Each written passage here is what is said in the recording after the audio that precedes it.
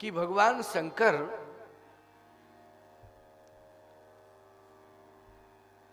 भगवती पार्वती को महिमा मंडित करना चाहते हैं, क्योंकि सती का त्याग हुआ और सती ने अपने शरीर को भस्मीभूत किया और दूसरे जन्म में जब वो पार्वती के रूप में अवतरित हुई। एक प्रमाण तो ये भी मिलता है कि शरीर का जो अवशेष बचा था, सती जी के शरीर का अवशेष बचा, उसको भगवान शंकर जो है यत्र तत्र ले गए, तो बामन पीठों का निर्माण हुआ, शक्ति पीठों का निर्माण हुआ। जब सती का त्याग कर दिया तो सती के प्रति इतना मोह कैसे आ गया? जब सती का त्याग ही कर दिया तो सती के प्रति इतना मोह कैसे आ गया कि सती ने जब अपने शरीर का महाप्रयाण किया तो भगवान शंकर उस शरीर को लेकर के, मृत शरीर को लेकर के, जो जलने से अवशेष बच गया था, उस शरीर को लेकर के जगह जगह ले जाते हैं और जहां जहां वो अवशेष गिरा वहां शक्तिपीठ का निर्माण हो गया। ये विचारणीय बिंदु है, लेकिन महत्वपूर्ण बात इसमें ये छिपी हुई है, महत्वपूर्ण भाव है ये कि सती के प्रति मोह भंग हो चुका था। लेकिन मोह कैसे आया? क्योंकि सती ने मरते समय भगवान का स्मरण किया। सती मरत हरि सन बर मांगा। हरि, हरि मानी भगवान, भगवान का स्मरण किया। तो सीधी सी बात यह है कि चलो, तुमने किसी भी दशा में किसी भी समय भगवान का स्मरण तो किया है। जब मेरे भगवान का तुमने स्मरण किया है तो अब तुम भले ही मरने जा रही हो, लेकिन मैं तुम्हें स्वीकार करता हूं। और सती जी को ले जाकर के यत्र तत्र सर्वत्र उनके पार्थिव शरीर को जहां जहां भी वो पड़ा गिरा वहां वहां शक्तिपीठों का निर्माण हो गया, 52 शक्तिपीठें बनी। तो भगवान के नाम की कितनी बड़ी महिमा है। और ये एक दूसरा प्रमाण और है कि जब व्यक्ति मर जाता है तो ताजे मुर्दे की भस्म को शंकर जी अपने शरीर में लगाते हैं। ये भी एक प्रमाण है। प्रमाण है कि नहीं, सब जानते हो। भगवान शंकर ताजे मुर्दे की भस्म को शरीर में लगाते हैं। क्यों लगाते हैं? इसलिए कि तू जिंदा में कैसा रहा कैसा नहीं रहा, लेकिन एक आश्चर्य में जरूर देख रहा हूं, भले ही जीवन काल में तूने राम का नाम नहीं लिया, लेकिन मरने के बाद हजारों लोग तेरे पीछे चल रहे हो, सब राम राम सत्य है, राम नाम सत्य है, सब कह रहे राम नाम सत्य है। क्यों भाई? तो तूने हजारों से भले ही प्राण दे करके हजारों से राम नाम कहलवा दिया है, इसलिए मैं तुझसे प्रीति कर रहा हूं। और उस मुर्दे की भस्म को भगवान शिव जो है अपने रोम रोम में रमा लेते हैं। इसका मतलब है मुर्दे से प्यार नहीं है, राम के नाम से प्यार है। भगवान हरि से प्यार है। सती से प्रेम नहीं किया, भगवान के नाम से प्रेम किया है। क्योंकि सती मरत हरि सन बर मांगा, जन्म जन्म शिवपद अनुरागा। तो ये भगवान के नाम की महिमा है। इसलिए मैं कहता हूं, जैसे भी हो, जिस दशा में हो, जिस दिशा में हो, भगवान का नाम लिया करो। भगवान के नाम की बहुत बड़ी महिमा है। भगवान का नाम अवश्य ही लिया करो, इसी से तुम्हारा कल्याण है। चलिए, वो सती हिमांचल जी के यहां पार्वती के रूप में अवतरित हुई। नारद जी को गुरु बनाया। नारद जी ने हस्तरेखा के माध्यम से ये बताया कि विवाह का योग तो है, विवाह का योग है, लेकिन इतने लक्षण जिसमें पाए जाएं उसके साथ विवाह होगा। यहीं पर विश्राम हुआ था, कथा का हुआ था ना। इतने लक्षण, कितने लक्षण पाए जाएं वो दोहा सुनना। जोगी जटिल काम नगन मंगल भेष अस स्वामी यही कह मिले, परिहस्त यस रेख। जोगी जटिल अकाम नगन अमंगल भेष। अस स्वामी, ये स्वामी, इसका इतने लक्षणों वाला स्वामी होगा।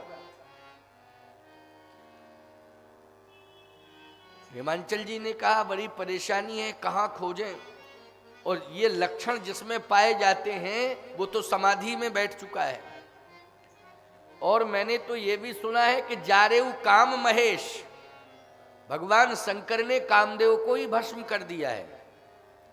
तो जिसने कामदेव को भस्म किया हो उससे ये उम्मीद की जाएगी कि ये विवाह कराएगा। और समाधिस्थ अवस्था में अब तो महाराज बड़ी समस्या है। पूरे संसार में अगर मैं खोजूंगा तो ये लक्षण सब शंकर जी में पाए जाते हैं। और शंकर जी की ये स्थिति है कि वो समाधि में बैठ गए और जारेऊ काम महेश, कामदेव को जला दिया। अब तो आप गुरुदेव हैं, संत हैं, आप ही समाधान कर सकते हैं और कोई दूसरा नहीं।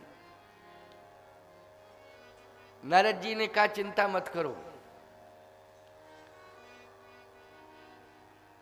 जिसको प्राप्त करने के लिए भगवान शंकर समाधिस्थ अवस्था में गए हैं। किसको प्राप्त कर, समाधि किसको प्राप्त करने के लिए लगाई जाती है? भगवान को प्राप्त करने के लिए। भगवान शिव ने जो समाधि लगाई है भगवान को प्राप्त करने के लिए। नारद जी बोले हम ऐसी कंडीशन पैदा किए देते हैं कि उन्हीं भगवान को भेजे देते हैं भगवान को।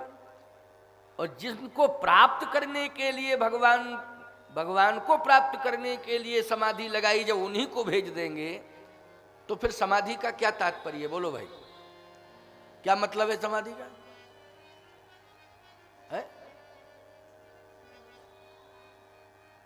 समाधि तो भगवान को प्राप्त करने के लिए लगाई गई है, हम भगवान को भेजते हैं।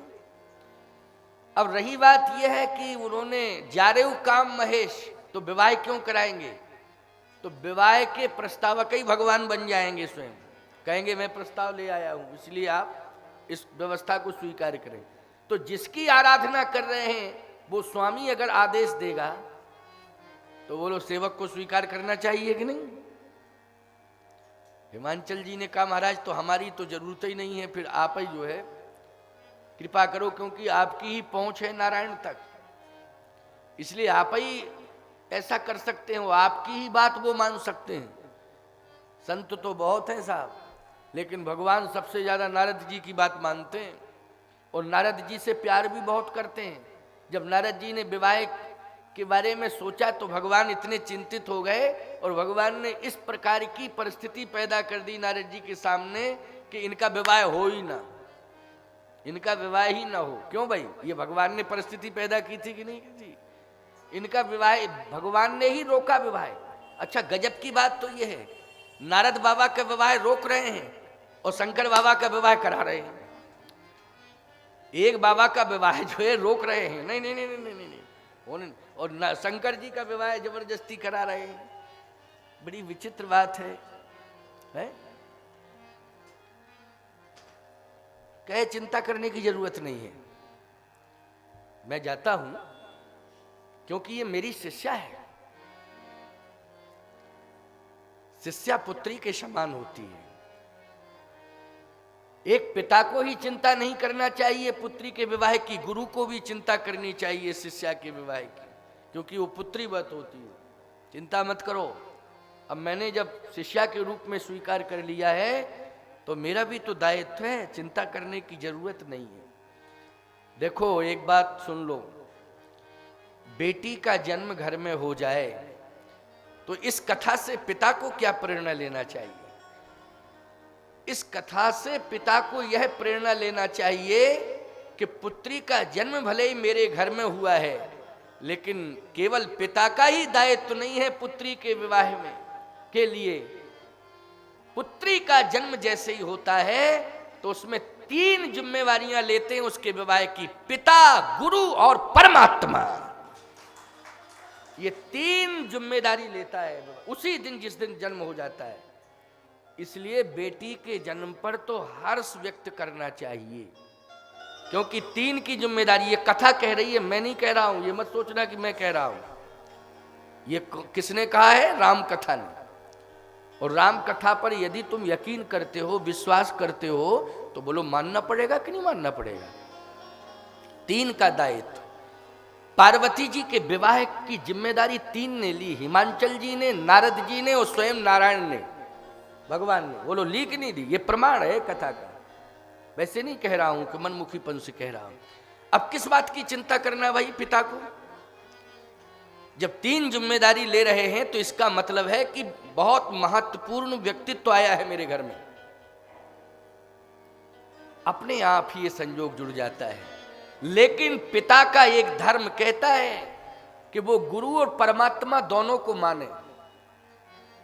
ये नहीं कि मान ना मान, मैं तेरा मेहमान। पिता भी ऐसा होना चाहिए कि जो गुरु और परमात्मा दोनों को माने। ये पिता का धर्म कहता है। और पिता जब गुरु और ईश्वर की शरण में हो जाएगा तो याद रखना, बेटी का जन्म होगा तो तीनों मिलके संभालेंगे। और प्यारे, और तीनों मिलके केवल बेटी ही नहीं, मैं तो कहता हूं यदि घर का मुखिया गुरु और परमात्मा के चरणों में समर्पित हो जाए तो पूरे परिवार को परमात्मा और गुरु अपनी कृपा के बल पर संभालेगा। कृपा के बल पर परमात्मा और गुरु समर्पण हो जाना चाहिए। इसलिए परंपरा ये बताई है कि गुरु और भगवान दोनों से जुड़ जाओ। गुरु और भगवान दोनों से जुड़ जाओ। जुड़ के तो देखो कितना आनंद आता है। जुड़ के देखो कितना आनंद आता है, अद्भुत आनंद। आज हिमांचल जी गुरु की शरण में, गुरु ने जिम्मा लिया है, चिंता मत करो। भले ही उन्होंने कामदेव को जला दिया है, समाधिस्थ अवस्था में पहुंच गए हैं, लेकिन जिसको प्राप्त करने के लिए समाधिस्थ अवस्था में बैठे हैं, मैं जाऊंगा उनके पास, स्वयं भेजूंगा। ये मेरी जिम्मेदारी है। बताओ भगवान को किसने भेजा है? शंकर जी के पास नारद जी ने भेजा है। किसने भेजा? नारद जी ने कहा महाराज आप ही जाओ, बिना आपके जो है ये काम बनने वाला नहीं।